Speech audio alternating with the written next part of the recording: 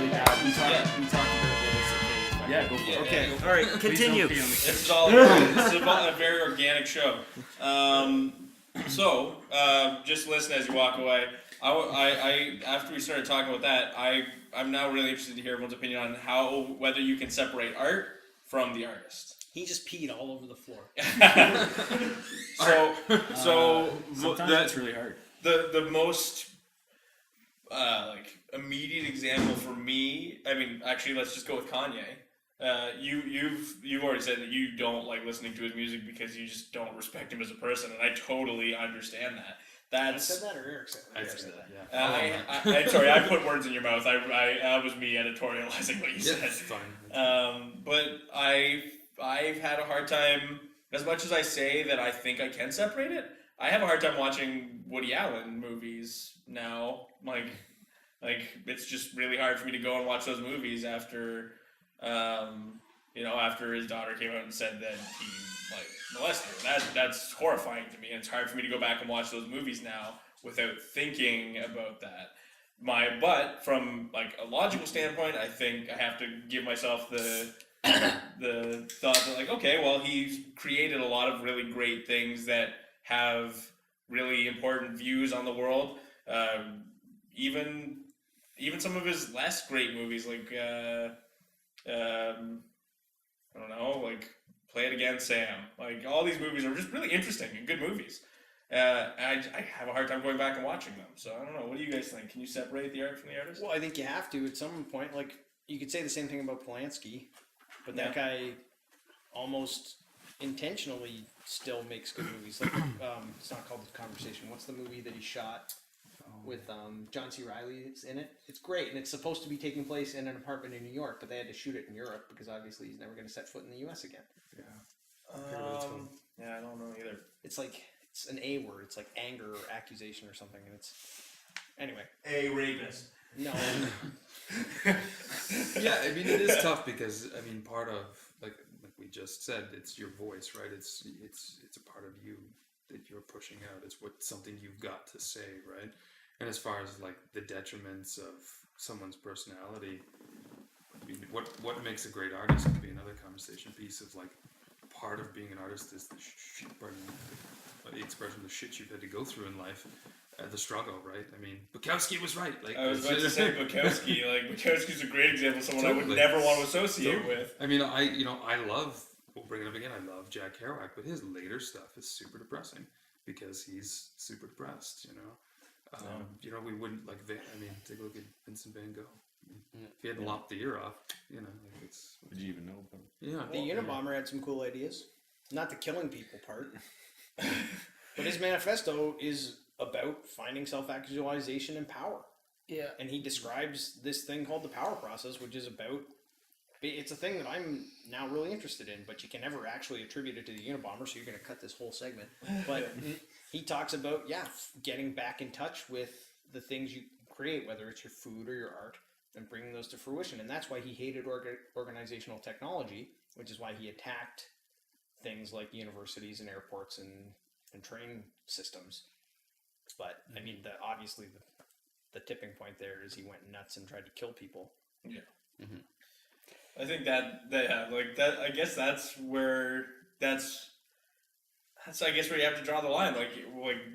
I don't think that there's anything wrong with if you can't read his ideas and understand that some of them might be good, then I think that you're drawing a line in the sand that's I hate to use the term slippery slope again, but it's a slippery slope. What one of us, it's an old saying, if you could record everything that everyone said, if you take everyone for the worst moments, then you're never going to like anyone. Yeah. Everyone has bad days, right? Because part of this journey of life is making a mess, right? We have to make a mess so we know how to clean it up, and it's being able to live the spectrum of the human experience, right? But I don't know. I think this whole thing comes down to whatever your moral stand is on certain situations that an artist has partaken in. So, are you really against raping people, or is that something that's not so bad to you? On that kick tonight. Well, it's just that's one of the worst things I could think of. So, to some people, that's not as bad as whatever, because they're rapists themselves. So they're not going to see that guy as a bad guy. Which was Which is funny. horrible. Serial killer who But you kills see what I serial mean. killers. Dexter. Yeah. But considering Chuck Berry died this week, and it was okay. interesting seeing how people Honestly, didn't responded know to that just on social media, because everyone's like, "Oh, Chuck Berry, there's a guy that just shaped Western, rock and roll music, or he had a big hand, he was a pioneer." And then he was a pioneer, but he was also a pedophile. He was, Rescinded. yeah. Oh, deleted. Well, but it was funny hearing it, like, just watching how people responded to that. Like, Chuck Berry made some pretty sick music. He wrote some good stuff, but do I really want to stand behind the man and his principles? Because he lacks integrity, clearly. Yeah. Right? Like, Well, yeah. that's exactly it. Like, when do you stop? If I'm not gonna flip the radio every time Johnny Be Good comes on, I'm not gonna turn off the TV if Zelig comes on because it's a great film. I'm not gonna, really any Woody Allen movie. I really like his movies, but I'm never gonna tell someone that I respect Woody Allen as a person. Yeah. But I've got one of his books on my shelf in my office right now. Absolutely. Like I really respect his comedy. It's a struggle I have all the time when I find out someone's got an opinion I don't like, or if they've done something horrible, which is really like Bill Cosby. Yeah. Like, how do you draw that line of, like, do you ever listen to Bill Cosby's comedy albums ever again? Some I of them think are it great. comes down to, do you want to support them or not? Like, let's say Bill Cosby comes out with a new comedy album. Do you think it's going to sell? No, and I get that. Actually, that's a Right. great point. I wouldn't buy a new Bill Cosby album. But does that mean you can't enjoy the art that's already been created? I But think that- you're selling yourself short. Unless you're thinking, if it's actually racking your brain, that's like, oh my god, I can't listen to this because all I'm thinking about is Bill Cosby raping chicks. Well, then that's your cross to bear. Like, that's your burden that you've put on yourself now. If someone like me, there's some funny stuff. I'm gonna laugh. Yeah, but I think that again boils down to intention, because I think Bill Cosby created this image for himself where he's like, oh, this goofy, family-friendly, squeaky clean comedian, and then when it came out that he was actually, he was giving roofies to everybody that he met in the bar, then it's like it's incongruous with how you perceive him to be, the image that he presented himself as. So that's Do just we an know- example, though. But the we point know- is that, do we know Sorry, that's yeah, true? make your point. No, it's true. Do we know I wasn't that even that gonna. I happened? wasn't even gonna go there. I was gonna say, do we know for a fact that Cosby created that image for himself, or did he get Bob Sageted? And it's just like, hey, you're the funniest, grossest stand-up we know. Do you want to do this really wholesome, comedy? Bob Saget is definitely ridiculously gross sometimes. Yeah, Yeah, but then yeah. they shoved him in Full House, and he said yes because he got a great paycheck. But it's like, can you say that Bob Saget was, trying to mislead people, or did he just take a paycheck? Or... Yeah, that's a super weird thing though too, because the thing, like Full House was what created him. That was what made him a celebrity, and then he spent the rest of his career just shitting on Full House. But he was already on the stand-up circuit before they cast him in Yeah. Full House. Yeah, he was already just like doing the same type of comedy he does now. The same thing with Gross. Robin Williams, right? He was doing weird stuff, and then they grabbed him and said, "Hey, do you want to do Mork and Mindy?" And he was like, "Hell yeah!" But then they were like, "Okay, you just got to make a bunch of funny noises," and he doesn't get to be Robin Williams anymore. But then that becomes Robin Williams because everybody's seen Mork and Mindy. Yeah. And before Mork and Mindy, who knows who Robin I Williams do was? love Zazu. Yeah. Was this supposed to be this? Nanu. Oh yeah. You rotated the letter to the side. The N became a Z. To get back to what you were saying, Tom, about supporting people, though, that's another element too, because the flip side of that is, are you, by boycotting Kanye, are you not supporting Kanye? Not really, because the guy's already got all his money. At this point, you're not supporting Universal or whoever owns those copyrights. So the first experience that I had that popped in my head when you talked about that question is when I got to meet Supertramp. They played in Walkerton after that water tragedy. So and my old man was doing all the intros. So I got backstage passes to meet all these sort of like ex-rock stars. And I was a huge Supertramp fan. They're incredible musicians, incredible songwriters. And then I was just a little kid at the time, and I went up and said, "Hey, what was his name? John Halliwell or something like that." Hey, man. Breakfast in America? That's Yeah. And I was like, "It's so nice to meet you. I'm a big fan, whatever." And then they just didn't want to have anything to do with me. Just sort of grunted and sort of turned off to the side.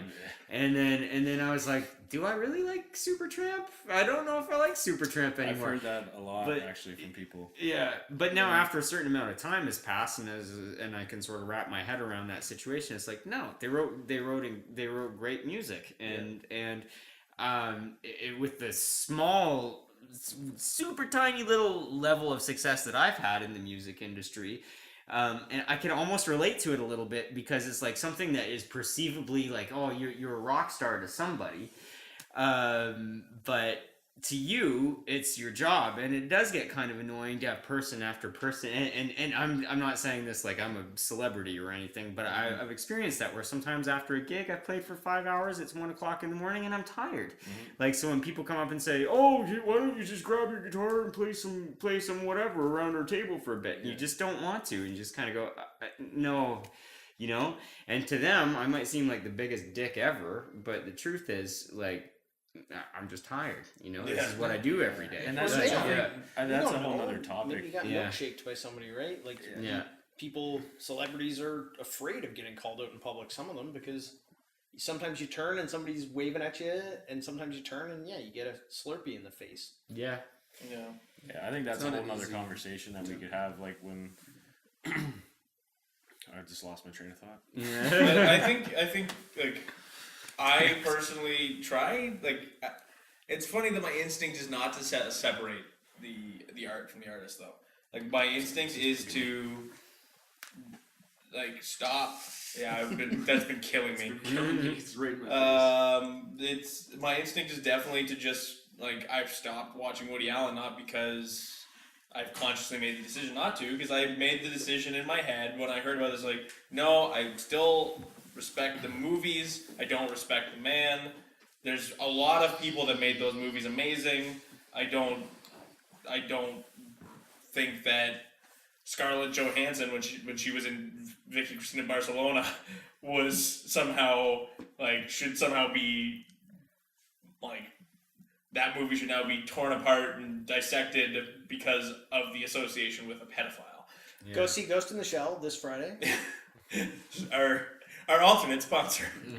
It's Scarlett Johansson. Yeah.